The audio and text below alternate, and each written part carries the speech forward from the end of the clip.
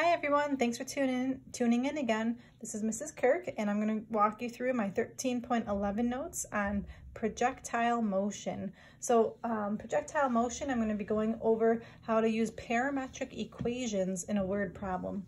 So for today's notes, you're going to want to print out the word problem as a PDF file. It's on WITS. And again, with any video that I'm doing here, please take a moment and pause to get yourselves caught up. So the first thing that I wrote on the top of my notes here were some formulas that we're going to be using today.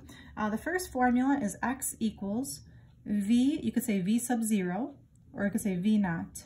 I'll say v naught. V naught cos theta t, and then y is negative 1/2 g t squared plus v naught sine theta times t plus h. And I wrote on the side here, these are the parametric equations we're going to be using today, but they will be provided for you on the test. So you don't need to memorize these before the chapter test, but for a final exam, unfortunately, no equations are provided for you anywhere on the final exam.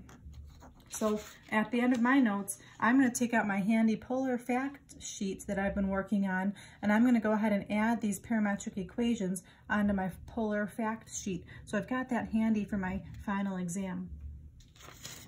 So what do all of these things stand for? Well, G stands for gravity, and if anybody's taken physics or is taking physics, gravity can be represented in meters per second squared or feet per second squared. So depending on the word problem, you have to pay attention to the units. So there's two different numbers that I could use for gravity. I can use 9.81 if we're talking about meters per second squared, or I could use 32 if I'm using feet per second squared. So with this, you have to be cognizant of the word problem and what units they're using. V naught is the initial velocity. So anything like a sub-zero means like the initial of something, like the initial height, the initial velocity in this case. T is time, and h is the height above the horizontal. We'll see what that means in a moment. All right, so again, pause the video if you need to get yourselves caught up, but I'm going to go ahead and start with this question number 1.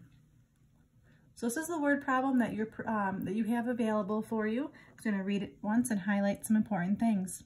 It says Babe Ruth hit a baseball with an initial speed of 110 feet per second.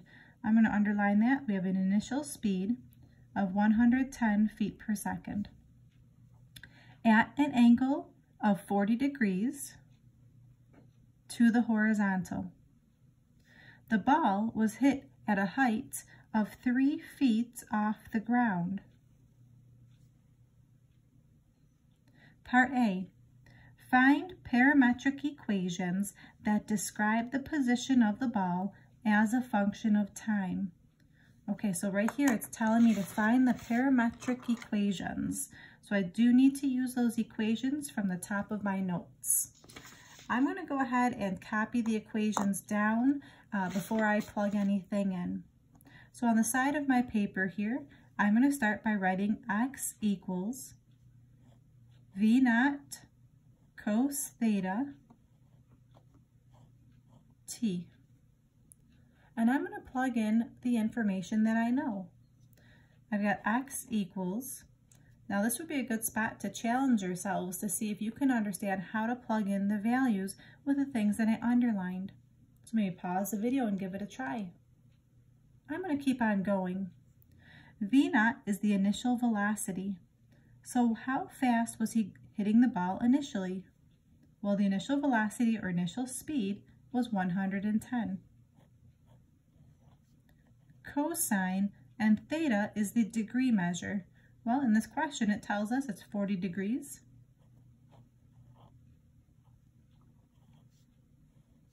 And then we've got our t. You can use capital T, lowercase t, that doesn't matter. Did you get it right? I hope so. That's our equation for my x. Now I need an equation for the y. And again, I'm going to write the equation down once because I'm trying to remember this formula for the final exam. I've got y equals negative 1/2 g times t squared plus v naught sine theta, close my parentheses, t plus h. Okay, so just like before, challenge yourselves. Let's see if you can pause the video and plug in what you think it's going to look like. I'm going to keep on going. I've got y equals -1/2. G is one of the numbers for gravity. In this particular question, they're talking about feet per second. So if I look back on the very top of my notes, for feet per second, I'm going to be using the number 32. So in parentheses, I'll plug in 32, and I'll leave that as a t squared. V naught was my initial velocity, which was 110. Sine theta was my 40 degrees. Close my parentheses, t plus h. H was the height above the ground. In this particular situation, it was 3, so plus 3. Before I box this in, I'm going to go ahead and multiply these two numbers in the front. -1/2 times 32 is -16. T squared plus 110 sine of 40 degrees t plus 3.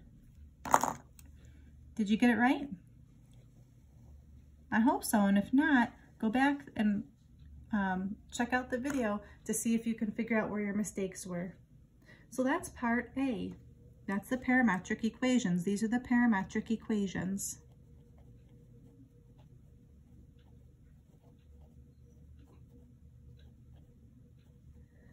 Part B, how long is the ball in the air? How long is the ball in the air? Okay, how are we going to figure that out? How long is the ball in the air? Well, if we think about the situation here, I'm just going to draw a little sketch for myself of what this might look like. So it says the ball's being hit 3 feet off the ground. So like, let's say this might be 3. And Babe Ruth is hitting a ball. When a ball travels, I'm thinking it travels kind of maybe in an arc here. So the ball travels up and then might arc down. So essentially we're looking at something maybe like a parabola, where this would be your y, this could be your x. So if I'm looking for how long the ball was in the air, I'm essentially looking for this horizontal distance.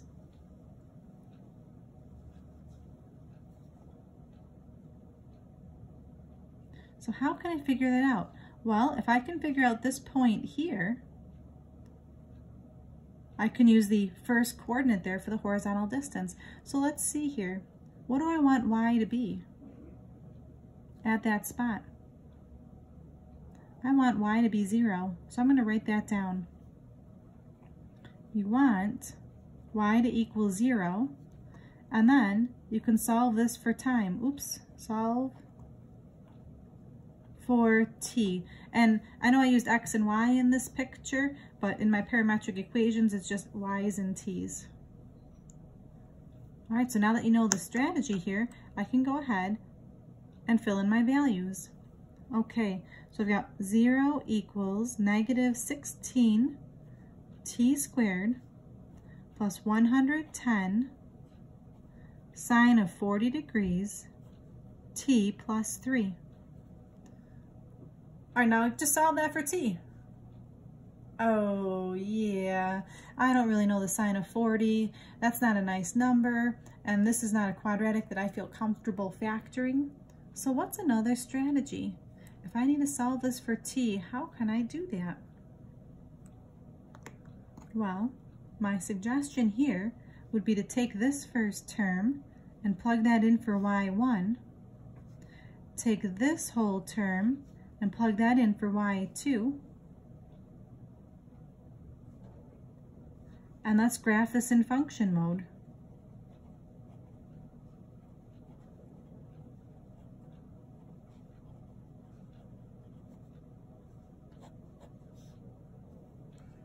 And then hopefully we'll get something like a nice parabola like this, that's going to be hitting the axes. So at this point, go grab your graphing calculators. I've got mine handy right here. I'm going to make sure I'm in function mode. So I'm going to my mode key. I'm going to highlight function and push enter to make sure that's highlighted. I'm going to, it doesn't matter if you're in, actually no, it doesn't matter. You have to be in degree mode as well because it says 40 degrees here. So I'm going to make sure degree is highlighted. So here's my degree, I'll push enter. So I'm degree and function. So go to my y equals, clear out whatever might be in there. And for y1, I'll type in 0. And for y2, I'll type in negative 16x squared plus parentheses 110 sine of 40. Close all those parentheses off. X plus 3. And again, grab your calculators and make sure you're okay with graphing this. And I'm going to go ahead and just do a zoom 6. Oh boy. Why does that look like that? Did I miss something? Oh, there it is. Oh, geez, Louise, I totally wasn't thinking. Okay, there's my y equals 0. And then here's my baseball being hit up in the sky and coming down to hit the ground. Okay. Whew, I was getting a little nervous. I thought my blue line was my parabola at first. All right, so my blue line is the line y equals 0. My red arc is going to be that parabola. So I'm looking for where it hits the ground. I'm looking for this spot right here. So how do I figure that out? I'm going to go ahead and find the intersection. So we have to refresh our memories. How do you find the intersection of two graphs on your calculator? And I'm going to jot this down in my notes because maybe I've forgotten those steps. I'm going to use second, trace. So let's try that. Second, trace is right here. And I want the one that says intersect. That's going to be choice 5. So you can arrow down or you can just push the number 5. Push enter. Now it says first curve. So I'm just going to use my right arrow key to move my cursor to the intersection spot. And I'll push enter. Now it says second curve. So I'll push enter again. And my guess, I'll push enter again. So for my steps with second trace 5, move the cursor. And then push enter 3 times. Now if you remembered all those steps, you don't need to write that down, but I was just writing it down for our notes' sake. Okay, so to finish this question off here, now my calculator is doing something interesting. It says 1e to the negative 11. That's actually scientific notation. That stands for 1 times 10 to the negative 11th power. Which if we think about it, it's really saying 10 zeros, 0, 0, 0, 0, 0, 0, 0, 0, 0, 0, 1. What number is that really close to? Essentially, it's 0. So on your calculators, yours might just say 0. But if your calculator ever has this E here, it's just telling us it's 0. So you have to learn how to read your calculators. So my intersection is this coordinate right here, 4.4611939, 0. So what's the answer here? This number here. So to finish this off, T is 4.4611939 seconds. It doesn't say anything about rounding, so I'm going to go ahead and keep that the way it is. Oh boy, okay, so that was using our calculator to do part B. This is not easy stuff. So again, at any point in time, if you need to pause, to try these things out, please do so. Grab your calculators and try to follow along the best that you can. Part C. When is the ball at its maximum height? So it says, when will you see the maximum?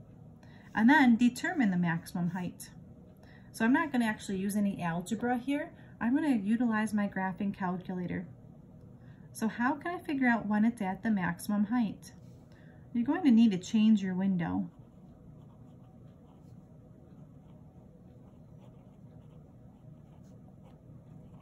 To find the maximum. So again, this course is all about mastering the use of your graphing calculator at certain units like this one. All right, so I've got this screen here and I need to see the maximum. So again, you're going to go to your window, and I'm only going to change one number because I want to see that maximum. I want to change my Y max. Now would be a good time to pause your video and see if you can find a good Y max so that you can have your maximum shown on your graph. So pause this video and see if you can figure out a good maximum so you can see the entire parabola. I'm going to keep on going. I'm going to go ahead and just try, because I see the number 110 here, in my equation there's a 110. I don't know, I'm just going to try a number like 100, 120. It's just a guess. I'm not really sure if that's going to do anything here, and I'm going to push graph.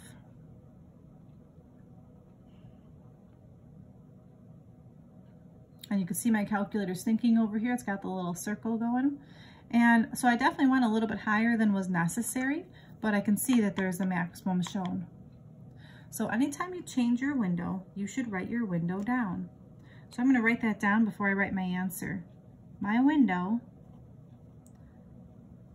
the x's come first. They were -10 to 10. And the y's were -10 to 120. So when you write your window down, you can just use some hard brackets. And it's assumed that the first is going to be the x's and the second is going to be the y's. All right, so now I have to find the maximum. So what are the procedures again? You do a second trace. So I'm going to write this down again because these are our notes that we want to be able to refer back to this. You got second trace, and you want the one that says maximum, so it's going to be choice 4. So second trace, choice 4.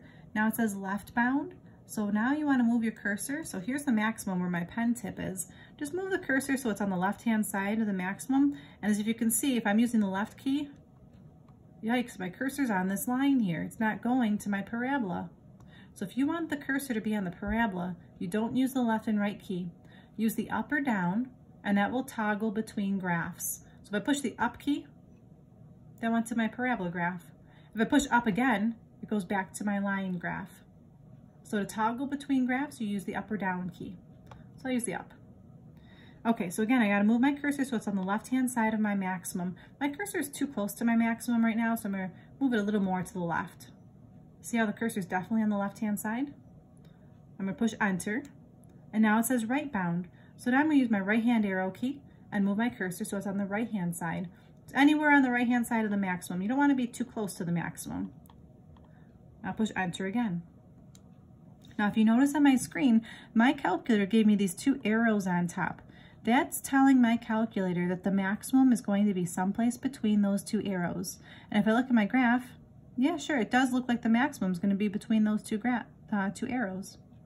Now it says guess. So I can just push enter one more time, and it will give me the maximum right at the bottom. And I'm going to write that whole thing down. And I have to keep in mind that this particular question uses y and t. So t is going to be my first value, which is 2.2095848, and my y value is 81.116071. Okay, so now I think I can answer the question here. The question again says, when is the ball at its maximum height? At 2.2095848 seconds. And it says, determine the maximum height, 81.11, so on, feet. So I've answered this question. There's no more to solve here. And actually, I should have paused for a moment because I feel like some of you could have come up with this answer for time. But I'm just wondering, why couldn't I just take my 4.46 answer and just divide it by 2 to find the middle of my parabola? What would be the problem in doing that? Let me just check this out real quick. If I go back to my home screen and I take 4.4611939 and divide that by 2, I mean, shouldn't that give me the center of my parabola? It's a little bit off. Does anybody know why that's the case? Well, if I go back to my original graph, my parabola did not start at 0. It started at, it started at 0, but it started at a height of 3. If the parabola had started at 0, 0, then I could have just cut it in half. So just be wary of doing a little bit of mental math for this question. Okay, we're cruising along nicely. Part D, determine the distance that the ball has traveled. Determine the distance the ball has traveled.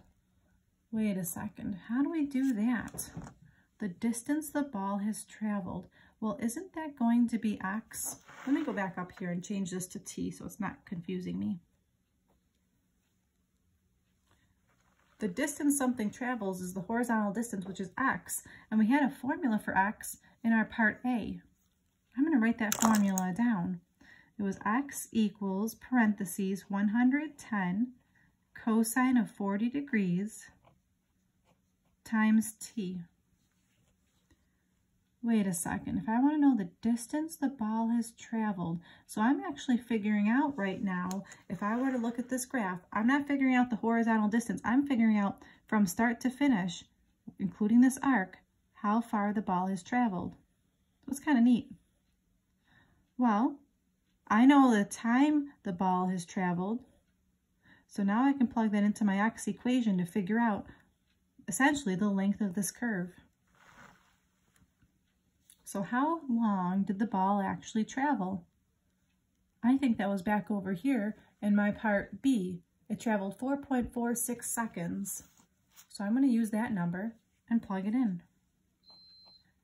That's my coffee pot. I actually don't drink coffee. My husband drinks the coffee in the family. I'm a tea drinker myself. All right, T is this decimal, 4.4611939. So at this point, I'm just going to rely on my calculator here and type this in. 110 cosine of 40, remember I'm in degree mode, multiply that by 4.4611939. I just figured out that the ball traveled 375.9220076 feet. So 375.9220076 feet. Now I'm not really, I don't really know too much about baseball. I know that Babe Ruth was known for hitting his home runs. Would that be a home run for anybody who does know about baseball? Is the diamond 375 feet from the home base, home plate? Ooh, I'm terrible with baseball terminology. All right, that's something for us to look up in the future to see if you actually hit a home run or not. And the last part here, part E, says use a graphing utility, simultaneously graph the equations found in part A. So I just want to practice with our calculator and just make sure we're in parametric mode.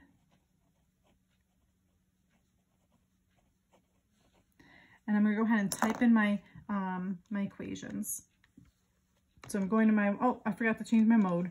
Go to mode, parametric. I'm going to stay in degree because this question deals with degree the entire time. Go to my y equals, clear out whatever's in there. I'm going to type in the equation 110 cosine of 40 for my first equation, and negative 16, oh, I forgot the t in the last question. Negative 16t squared plus parentheses 110 sine of 40, close all those parentheses, t plus 3. Okay, so hopefully you had a chance to grab your calculators to type this in, and I'm going to try to see what the zoom 6,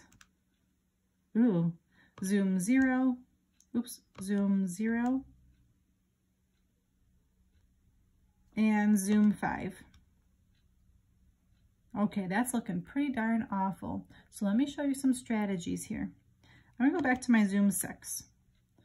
Okay, that does not look like a parabola at all to me, but it does start at 3, and it does look like it's going to hit the ground at that 4.46 seconds. So what's wrong with this? Why isn't it showing a curve? Well, there's some strategies for this. You have to manipulate the window, and I'm going to walk you through how to do that. And then I know some of you probably will play around with your calculators and figure out even more than I know. But what I know about the window here, so if I push window, you see all of these things here. It says T min, T max. What does T stand for? T stands for the time. So we've got 0 seconds to 360 seconds. Do we really need to see the graph all the way to 360 seconds? I don't think so. the ball hits the ground at 4.46 seconds. So I want to change my T min. So I'm going to write my window down like this, T, and I'll write down what I want it to be. I'm going to say 0 to 5 seconds should be enough. And again, these are my notes, so I'm going to write something on the side here. This represents the time the ball is in the air. So again, it doesn't really make sense to have 360 seconds. The ball hit the ground over here at 4.46. So I'm going to go 0 to 5. Now, what else do I want to change? The X min and the X max.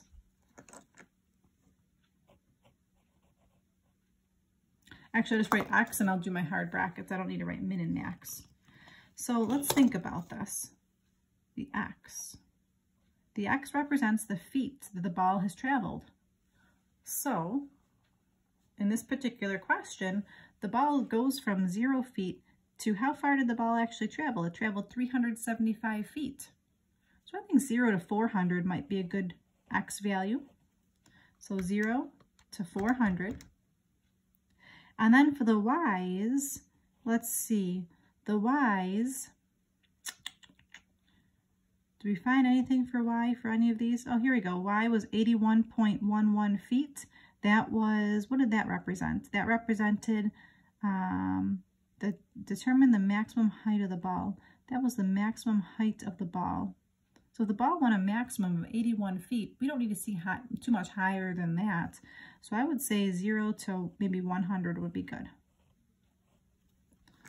So I'm just going to write down on the side here what these things represented. X represented the distance the ball traveled.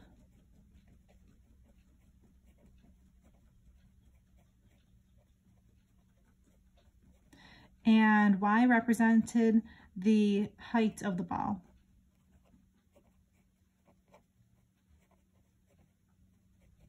Okay, so now that I've changed those few things, let's see, 0 to 100. I just want to see what this is going to do for me. So I'll push graph. Okay, and you can see that I don't have a circle spinning here, and that means my graph is done. And I definitely don't see a nice parabola. So this is the last thing you want to change. Go to your window, and we have something here called the T-step. This is telling the calculator to graph at increments of 7.5 for the time, 7.5 seconds. So at 7.5 seconds, it would plot a point. At 15 seconds, it would plot another point. My graph only goes from 0 to 5. So going from T-step of 7.5 is much too big. Let's see what would happen if I changed that to a 1. Oh, now I'm starting to see a parabola, but it's not very smooth. Let's go back to window. What would be smaller than 1? How about a half? That's looking a little smoother. Go back to my window. I think 0.1 is probably the best T-step I can get to get a nice parabola. So let me go ahead and write that down. This is my T-step, and I'm going to use 0.1 so that when I graph it, I can see a nice smooth curve. Thank you for tuning in today to follow along with how to use your graphing calculator to graph a parametric.